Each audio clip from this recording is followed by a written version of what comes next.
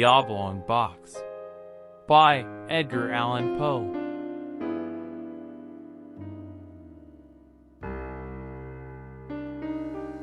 My home is in New York, but several years ago I stayed in Charleston, South Carolina for a few months.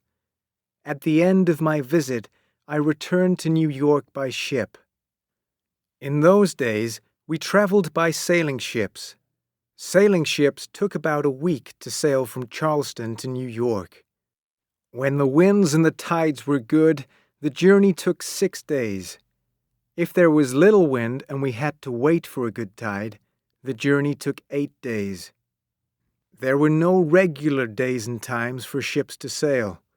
Passengers went to a shipping office. They asked a clerk where ships were going. The clerk told the passengers the names of the ships and their destinations. Then he wrote the passengers' names beside the names of the ships. The captains of the ships looked at this list. Then they sent messages to the passengers when their ships were ready. A ship was going to sail from Charleston in the middle of June. Its destination was going to be New York. I booked a cabin on the ship. Then I waited in a hotel. I wanted to find out the names of the other travelers. The list of the passengers' names was kept in the shipping office. So I went to the shipping office and I looked at the list. There was one name on the list that I knew: Cornelius Wyatt. Cornelius and I were students together at university. A few months earlier, I had heard news about Cornelius Wyatt. A friend in New York wrote me a letter. Cornelius had married a beautiful and charming young woman. I wanted to meet Mrs. Wyatt. I had never seen her. Why were Cornelius and his wife in Charleston? Cornelius was an artist. He painted pictures. He also bought and sold paintings. Old paintings were worth a lot of money in New York. Was that the answer to my question? Maybe Cornelius had found a valuable painting in Charleston. There were many old families in South Carolina. The families had brought many paintings from Europe. Was Cornelius taking an old painting to New York? I was going to find the answer to both these questions soon. We were traveling together on the same ship. A captain sent a message. His ship was going to sail to New York the next day, June 15th. I went to the harbor and boarded his ship. I looked at the list of passengers and their cabins. Cornelius Wyatt had booked 3 cabins. He had the 2 cabins opposite mine and the cabin beside mine. He was not traveling alone. He had 3 ladies with him: his wife and his 2 sisters. The 2 sisters were in a cabin opposite my own cabin. I expected Cornelius and his wife to take the second cabin opposite mine. But who was going to be in the 3rd cabin? I was surprised when I met Mr. and Mrs. Wyatt at last. Cornelius looked ill, and he was not pleased to see me. "My friend, we have much to talk about," I said.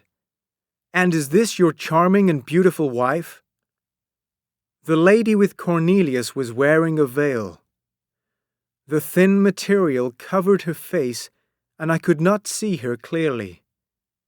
But she said good morning to me politely. She spoke slowly. She had the accent of South Carolina. She did not speak with a New York accent.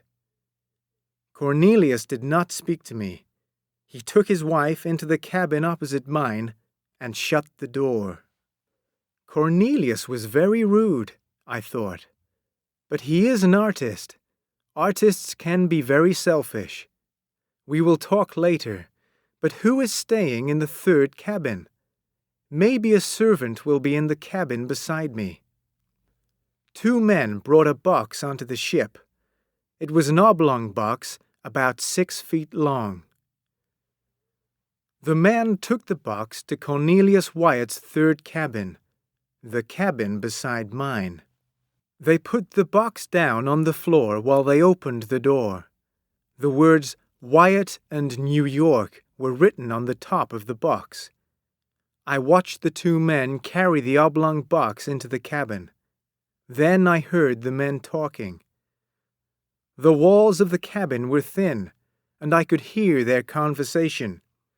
"It smells bad, doesn't it?" said one man. "Yes," said the other man. "What's in it, do you think?" The two men left the cabin and closed the door. I wanted to look at the strange box more carefully, but I could not do that. First, I must speak to Cornelius. There were paintings in the box. That is what I believed, but I wanted to see them. What had Cornelius found in Charleston? Maybe the paintings were secret and valuable. I saw Cornelius later in the evening. All the passengers were in the dining room eating dinner. I tried to speak to Cornelius, but he did not want to talk. He was rude to me. Also, he was not hungry. He ate nothing. Was he ill? "Well," I said, "we're old friends, but you're behaving badly." Cornelius said nothing. I was angry with him now. I wanted to be rude, too. "Are you worried about the things in your box?" I asked. "I have guessed what is inside it, but I won't tell anyone." I said the words. Then I wished that I had not said them. Suddenly, Cornelius Wyatt's face became very pale. His eyes were large and bright. Was he ill, or was he mad? Cornelius Wyatt suddenly fell to the floor and was still. He had fainted. The captain and two sailors helped Cornelius to his cabin. I went to my own cabin and tried to sleep, but I could not rest. I heard someone open the door of the cabin beside me. Had Cornelius gone into the cabin? Had he gone to look at his pictures? I heard the sound of metal on wood. Was Cornelius opening the box? Maybe I slept a little then. Maybe I dreamt. I thought that I heard the sound of someone crying. Cornelius stayed in that cabin. He did not want to come out. Food was taken to him. He did not eat it. Those paintings must be extremely valuable, I said to myself. Cornelius cannot leave them for a minute. Then I thought of another reason for my old friend's strange behavior. Mrs. Wyatt did not stay in her cabin. She came out and talked to the other passengers. I saw her in the dining room. I was very surprised. I had been told that Mrs. Wyatt was beautiful and charming, but she was neither beautiful nor charming, and she was not young. My friend had said that Mrs. Wyatt was from New York, but she spoke with a South Carolina accent. Was this the reason for my friend's strange behavior? Had Cornelius made a mistake? Had he married the wrong woman? Was he sad and upset about this? The door of the cabin was locked and Cornelius did not come out. What was he going to do when we reached New York? Then something happened, and I forgot Cornelius Wyatt's secrets. A few days after we left Charleston, there was a storm. The wind blew and the sea became rough. The waves grew taller and taller. It was a very bad storm.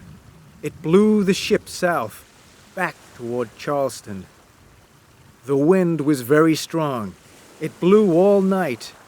The ship moved from side to side. It almost turned over. The mast broke. The captain could not steer the ship, and it went toward the shore. The ship hit some of the sharp black rocks on the coastline, and it started to sink.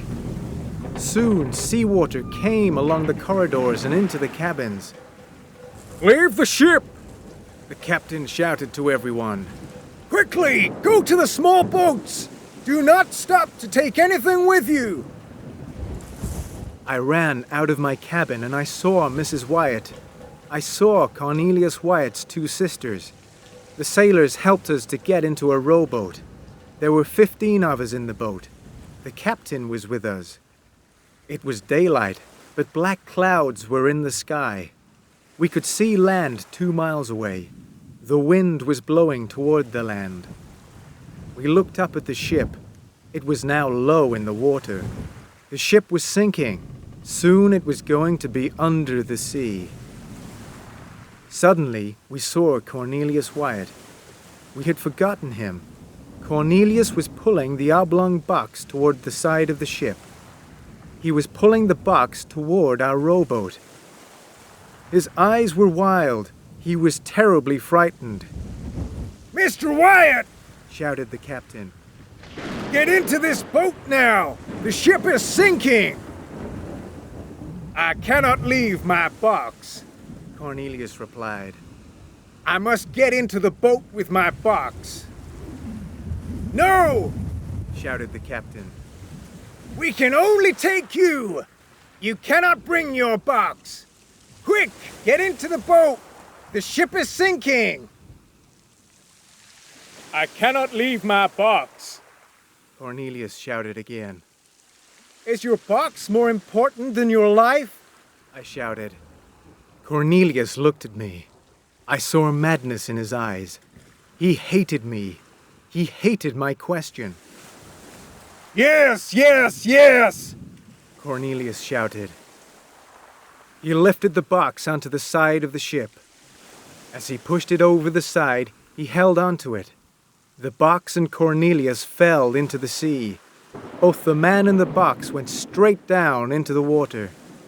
Cornelius and the oblong box did not come up again. "Get the boat away from the side of the ship!" shouted the captain. We pulled on the oars and the rowboat moved away from the sinking ship. In a few minutes, the ship had sunk beneath the sea. The wind blew our rowboat to the shore. At last, we were safe. A month later, I met the captain again. We talked about the storm and our escape from the sinking ship. We talked about Cornelius and the oblong box. "It was a mistake to bring that box onto the ship," the captain said. "The box brought bad luck to the ship. I did not want to take the box." "What was in the box?" I asked. "The body of Mr. Wyatt's dead wife," the captain replied. "Mr. Wyatt's wife died suddenly on June 14th. She died in Charleston, on the day before we sailed. Mr. Wyatt had to return to New York, and he wanted to take his dead wife's body with him. None of the other captains wanted to carry a dead body in their ships. Some people believed that it is bad luck to keep a dead person on a ship. But Mr. Wyatt asked me again and again. He became very upset. At last I agreed. He lied to the shipping clerk and the other passengers. He said that there were valuable paintings in the box." "So who was the Mrs. Wyatt that I met?" I asked him. "She was his servant," said the captain. "Wyatt loved his beautiful wife very much. Only I knew the truth."